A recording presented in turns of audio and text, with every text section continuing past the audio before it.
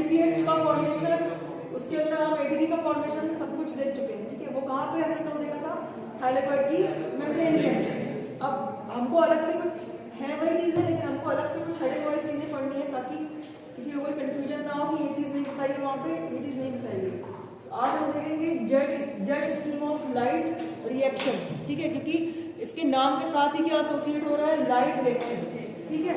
तो ये भी लाइट रिएक्शन का पार्ट ही है, यहाँ पे कंफ्यूज होने की कोई बात नहीं है। Z scheme of light reaction, या फिर इसको कहते हैं हम लोग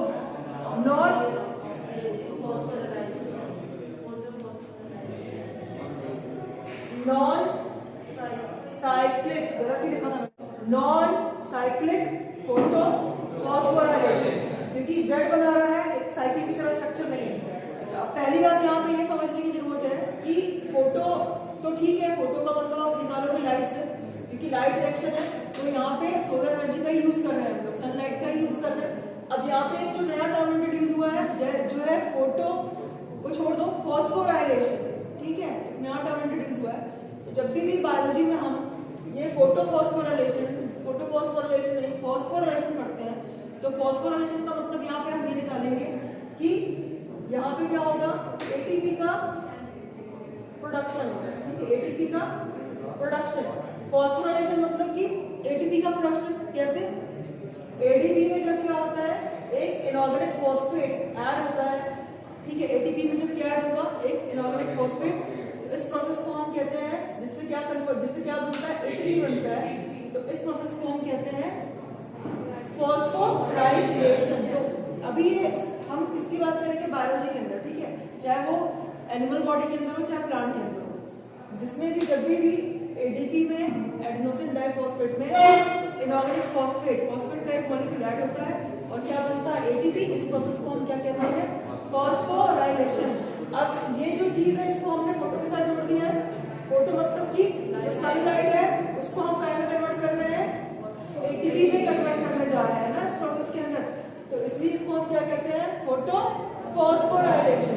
अब नॉन साइक्लिक से क्या समझेंगे हम, क्योंकि ये लाइट रिएक्शन के अंदर हो रहा है और ये प्रोसेस कैसी है, कंप्लीट साइकिल के अंदर परफॉर्म नहीं हो रही है, इसीलिए इसको हम क्या कहेंगे, नॉन साइक्लिक फोटो फॉस्फोराइलेशन। अब नॉन साइक्लिक फोटो फॉस्फोराइलेशन में इसका एक और नाम है जिसे हम कहते हैं जेड स्कीम, ठीक है। तो हम जब ये पूरा प्रोसेस पढ़ लेंगे इसके बाद बताएंगे कि इसको जेड स्कीम क्यों बोलते हैं।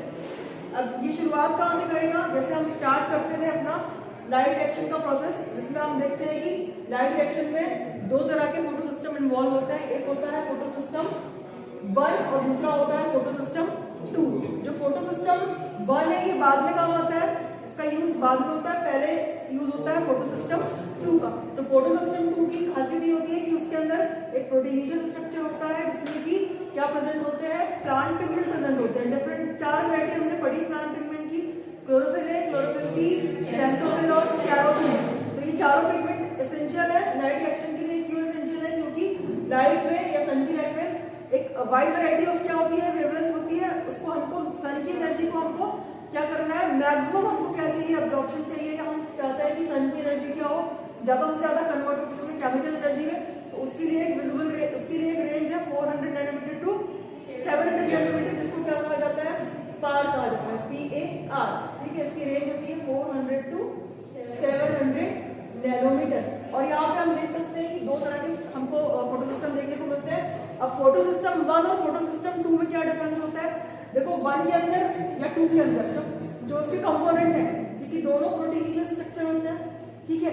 दोनों के अंदर क्या होगा, सेंटर में क्लोरोफिल ए प्रेजेंट होता है, जिसको हम किस नाम से जानते हैं, रिएक्शन सेंटर के नाम से जानते हैं, ठीक है। ये रिएक्शन सेंटर होता है बीच वाला, इसमें क्या प्रेजेंट होता है, क्लोरोफिल ए के 2 एटम प्रेजेंट होते हैं, ठीक है।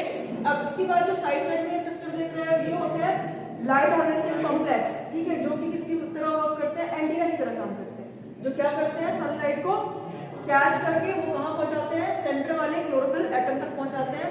और सेंटर वाला क्लोरोफिल भी ऐसा नहीं है कि एकदम असहाय है, वो डिपेंडेंट है किस पे, साइड वाले पिगमेंट पे, ऐसा नहीं है, वो भी अपना वेवलेंथ की, उसकी वेवलेंथ की जो कैपेसिटी होती है एब्जॉर्ब करने की वो होती है 630 नैनोमीटर, तो वो इसको भी एब्जॉर्ब करता है। एब्जॉर्प्शन दोनों तरफ से होता है, ये वाले भी एब्जॉर्ब करेंगे लाइट को, ये वाले भी एब्जॉर्ब करेंगे। और जो इसके एक्सेसरी जो बोल सकते हैं इसके एसिलरी पिगमेंट है, वो क्या करते हैं, लाइट को अब्सॉर्ब करके कहाँ दे देते हैं, रिएक्शन सेंटर में, बीच में दे देते हैं, क्लोरोफिल एक ही तरफ दे देते हैं। तो दोनों में सेम चीजें होती हैं, दोनों में इसी तरह की रिएक्शन परफॉर्म होती है। जब क्या होती है, लाइट इसके ऊपर फॉल होती है, लेकिन इसमें डिफरेंस क्या होता है इन दोनों के अंदर में कि इसका जो रिएक्शन सेंटर है उसमें जो क्लोरोफिल प्रेजेंट होते हैं, ठीक है, या उसमें एब्जॉर्प्शन कितने वेवलेंथ पे होता है, 680 रेंज में होता है, और पिगमेंट सिस्टम या फोटो सिस्टम 2 में जो एब्जॉर्प्शन होता है वो 700 नैनोमीटर की रेंज में होता है। ये एक बेसिक डिफरेंस हो गया। दूसरा डिफरेंस ये हो गया कि जब भी लाइट रिएक्शन होता है तो इसके अंदर जो इलेक्ट्रॉन की कमी होती है, ठीक है, इसके अंदर जो इलेक्ट्रॉन की कमी होती है, तो इसके इलेक्ट्रॉन की कमी को पूरा करने के लिए फोटो सिस्टम 2 से इलेक्ट्रॉन चल के आता है और फोटो सिस्टम 1 को दिए जाते हैं। लेकिन इसके अंदर जब फोटो सिस्टम 2 के अंदर इलेक्ट्रॉन की कमी पड़ती है तो यहाँ पे हाइलाइट की लूमेन के अंदर क्या होता है, वाटर का फोटोलिसिस होता है। वाटर क्या होता है, टूटता है, जिससे क्या होता है, जो इलेक्ट्रॉन निकलते हैं वो कहाँ चले जाते हैं, हमारे रिएक्शन सेंटर, फोटो सिस्टम 2 के रिएक्शन सेंटर में चले जाते हैं।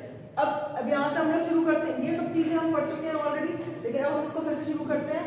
इसके अंदर जेड स्कीम के अंदर हम इसको शुरू कर रहे हैं फोटो फॉस्फोराइलेशन की प्रोसेस के अंदर। देखो यहाँ पे अब ये तुमको स्ट्रक्चर दिख रहा है इस तरह का, ठीक है।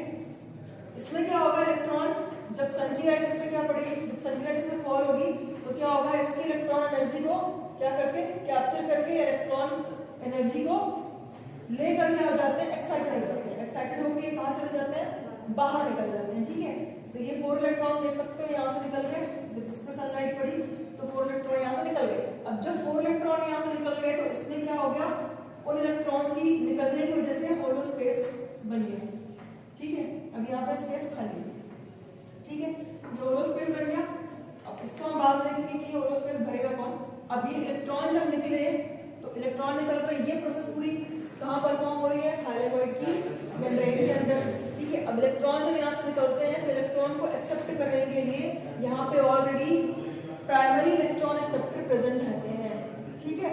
क्योंकि हम जेड स्कीम के अंदर इतना इसको डिफाइन करके नहीं चलेंगे, उसमें हम ऑलरेडी सारी चीजें बता चुके हैं कि प्राइमरी एक्सेप्टर कौन होता है। प्राइमरी एक्सेप्टर का नाम क्या है यहाँ पे, फ्रियोफाइटिन। तो प्राइमरी एक्सेप्टर प्रेजेंट होता है। इसके बाद कौन आता है, प्लास्टोक्यूरीन आता है, वो जो इस इलेक्ट्रॉन को लेता है, ठीक है। जब प्लास्टोक्यूरीन इलेक्ट्रॉन लेता है तो साथ साथ में वो हाइड्रोजन को इसकी ल्यूमेन के अंदर, हाइड्रोजन की ल्यूमेन के अंदर भी ट्रांसफर करता है, तो हाइड्रोजन का लेवल भी यहाँ पे बढ़ता है। अब यहाँ पे प्लास्टोक्यूरीन के पास इलेक्ट्रॉन आया, ठीक है, फिर इसके बाद इलेक्ट्रॉन कौन लिया, साइटोक्रोम B6, ठीक है, साइटोक्रोम B6 के पास जाता है। साइटोक्रोम B6 के पास जाने के बाद इलेक्ट्रॉन कहाँ जाता है, प्लास्टोसाइक्लिन के पास जाता है। अब ये इलेक्ट्रॉन देखो तुम, जहां पे जब इलेक्ट्रॉन प्रेजेंट है तो इसकी एनर्जी का लेवल कैसा है, हाई है, ठीक है, इलेक्ट्रॉन की एनर्जी का लेवल हाई है। अब जैसे जैसे इलेक्ट्रॉन क्या हो रहा है, पास ऑन हो रहा है, ठीक है। एक बॉल की तरह मान लो, एक बॉल की तरह मान लो, और आप बहुत सारे स्टूडेंट खड़े हुए सीढ़ी पे, समझ गए। सीढ़ियां कैसी होती है, ऊपर की तरफ जाएंगे, नीचे की तरफ जाएंगे, तो हम नीचे की तरफ मान के चल रहे हैं, हम 1 2 3 सीढ़ियों पे खड़े हुए, 3 स्टूडेंट ऊपर से बॉल हम ट्रांसफर कर रहे हैं, ठीक है। तो फर्स्ट सेकेंड थर्ड ऐसे हम लेते जा रहे हैं, तो हम देख रहे हैं कि हम नीचे ग्रेजुअली कहाँ जा रहे हैं, नीचे की तरफ जा रहे हैं। ऐसे ही इलेक्ट्रॉन यहाँ पे जब सबसे पहले यहाँ पे इलेक्ट्रॉन जब निकल रहा है उसके पास एनर्जी अच्छी है, ठीक है, हाई एनर्जी है। फिर जब इलेक्ट्रॉन धीरे धीरे क्या हो रहा है, ट्रांसफर होता जा रहा है, तो उसकी एनर्जी भी क्या होती जा रही है, कम होती जा रही है। एनर्जी को क्या करता जा रहा है, एमिट करता जा रहा है, ठीक है। तो धीरे धीरे देखोगे यहाँ पे स्लोप टाइप का बना स्लोप टाइप का। अब इसी के बीच में ये जो चीजें हो रही है, यहाँ पे एक सिंपल लाइन में लिखना और लिख के बता देना तो ठीक है, लेकिन यहाँ पे साइड में क्या होता है, यहाँ पे सेम टाइम पे क्या चलता रहता है, इसी चीज के अंदर इतने पोर्शन के अंदर यहाँ पे कीमोस्मोटिक थ्योरी भी चल रही है, कीमोस्मोसिस भी हो रहा है, और साथ साथ में तुम देख रहे हो कि इलेक्ट्रॉन वन पिगमेंट से अनदर पिगमेंट को ट्रांसफर हो रहा है। तो इसको हम क्या कहते हैं, इलेक्ट्रॉन ट्रांसपोर्ट चेन, क्योंकि इलेक्ट्रॉन का हम ट्रांसफर कर रहे हैं, ठीक है, एक पिगमेंट से दूसरे पिगमेंट में हम क्या शिफ्ट कर रहे हैं, इलेक्ट्रॉन ट्रांसपोर्ट चेन भी यहाँ पे साथ साथ चल रही है, साइमल्टेनियसली चल रही है। इसी के साथ जब इलेक्ट्रॉन अपनी एनर्जी एमिट करता है तो यहाँ पर ऑलरेडी एडीपी प्रेजेंट है, इनऑर्गेनिक फॉस्फेट भी प्रेजेंट है, जो काय में कन्वर्ट हो रहा है, एटीपी में कन्वर्ट। और जो इलेक्ट्रॉन फोटो सिस्टम 2 से चले थे वो इलेक्ट्रॉन कहाँ पे आ जाते हैं, कहाँ पे आ जाते हैं, प्लास्टोसाइलिन से होते हुए अब ये इलेक्ट्रॉन यहाँ पे आए हुए हैं, ठीक है, एनर्जी का लेवल डाउन हो गया, नीचे इनकी एनर्जी थोड़ी सी कम हुई है। तो अब ये इलेक्ट्रॉन कहाँ ट्रांसफर किए जाते हैं, फोटो सिस्टम पर में, यहाँ पे बैठा हुआ लेने के लिए इनको, ठीक है। फोटो सिस्टम 1 में क्या होगा कि सेम टू सेम एकदम सेम टाइम पे जब लाइट वहां पड़ेगी तो हम इस पोर्शन को कवर नहीं कर सकते, ठीक है। लाइट जब वहां फॉल हो रही है तो नेचुरल सी बात है कि इस पोर्शन पे भी लाइट फॉल होगी और इस पोर्शन के भी इलेक्ट्रॉन क्या होंगे, एक्साइटेड होंगे और बाहर निकलेंगे, ठीक है। तो सेम टाइम में यहाँ के इलेक्ट्रॉन बाहर निकलते हैं। अब देखो जब यहाँ पे इलेक्ट्रॉन निकल रहे हैं तो यहाँ पे कोई ऐसी चीज प्रेजेंट नहीं है जो क्या करे, इलेक्ट्रॉन निकल रहे हैं और जो गैप बन रहा है, ठीक है। यहाँ से इलेक्ट्रॉन निकलते हैं, पहले ही बताया था, इलेक्ट्रॉन निकलेंगे तो गैप बनेगा यहाँ पे। अब यहाँ पे इसको कोई वो नहीं मिला कि तुम्हारे इलेक्ट्रॉन कभी जिंदगी में खत्म ही नहीं होंगे, ऐसी कोई इसको वो नहीं मिला, क्या वरदान नहीं मिला हुआ। तो इसके इलेक्ट्रॉन की कमी को पूरा करने के लिए यहाँ पे ल्यूमन में क्या होता है, थाइलाकाइड के ल्यूमन में वाटर का क्या होता है, फोटोलिसिस होता है, जिससे वाटर जब फूटता है तो 4 यहाँ पे देता है हाइड्रोजन, ठीक है, फिर 4 इलेक्ट्रॉन रिलीज करता है और साथ साथ में और हमें O2 के ऑक्सीजन के 2 एटम मिलते हैं जो बाद में O2 के मॉलिक्यूल में कन्वर्ट हो जाते हैं। यही जो ऑक्सीजन होती है यही क्या होती है, फोटोसिंथेसिस की मैकेनिज्म में रिलीज होती है, ठीक है।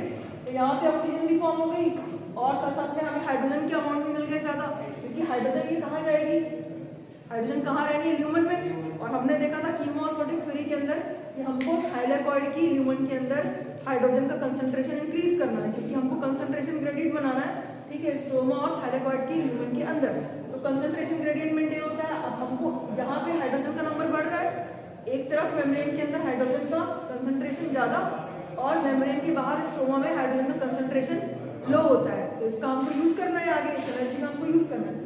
अब यहाँ से इलेक्ट्रॉन की 4 इलेक्ट्रॉन चले जाएंगे फिर से कहाँ पर, फोटो सिस्टम 2 के अंदर, ठीक है। तो इसको कंटिन्यूअस सप्लाई होती रहेगी, इसके पास इलेक्ट्रॉन की कमी नहीं आएगी।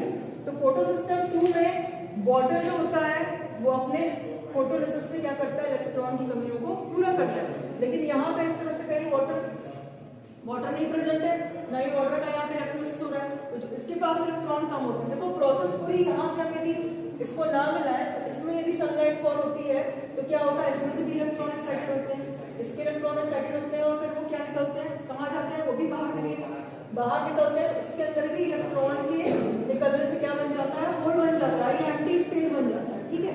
इस एम्प्टी स्पेस को कवर करने के लिए फोटो सिस्टम 2 से इलेक्ट्रॉन आते हैं जो इसके अंदर क्या कर जाते हैं, एंटर हो जाते हैं, ठीक है, ये एंटर हो जाते हैं। फिर इसका भी क्या होता है, प्राइमरी इलेक्ट्रॉन एक्सेप्टर होता है, आगे जाके इससे इलेक्ट्रॉन निकलते हैं तो प्राइमरी इलेक्ट्रॉन एक्सेप्टर में जाके एक्सेप्ट करता है, इसके बाद आगे जाता है इलेक्ट्रॉन। तो ये जो 4 इलेक्ट्रॉन है ये किसको दे दिए जाते हैं, NADP को, NADP प्लस को, जहां पे ये क्या होता है, इलेक्ट्रॉन लेकर, और हाइड्रोजन भी यहाँ पे आते हैं, ठीक है, हाइड्रोजन भी प्रेजेंट है। तो ये NADP काय में कन्वर्ट हो जाता है 2NADPH प्लस H प्लस, ठीक है। अब क्योंकि देखो यहाँ पे क्या हो रहा है, ये जो इलेक्ट्रॉन है, इलेक्ट्रॉन निकले थे यहाँ से, ठीक है, और ये इलेक्ट्रॉन वापस से इस तरफ मूव नहीं कर रहे हैं, ये कहाँ जा रहा है, नीचे से होते हुए ऊपर की तरफ जा रहा है, ठीक है। तो कोई साइक्लिक मूवमेंट आपको यहाँ पे देखने को नहीं मिल रहा है इस प्रोसेस में, पूरी प्रोसेस में देखने को क्या मिल रहा है हमें, जेड की तरह। यदि हम इसको ऐसा घुमा देंगे, ठीक है, तो हमको क्या दिखाई देगा, एक जेड का स्ट्रक्चर फॉर्म होगा, आप देख सकते हो यहाँ से यहाँ तक। अब ऐसे इसको देखोगे तो ये एक जेड की तरह स्ट्रक्चर बन रहा है, ठीक है, घुमा देने पे और क्लियर हो जाएगा, इसलिए इसका नाम है Z scheme of light reaction, ठीक है। और क्योंकि इसके अंदर फॉस्फेट फॉर्म होता है एडीपी के फॉर्म में, मतलब फॉस्फेट ग्रुप जुड़ता है एडीपी में, इसको हम बोलते हैं फोटो फॉस्फो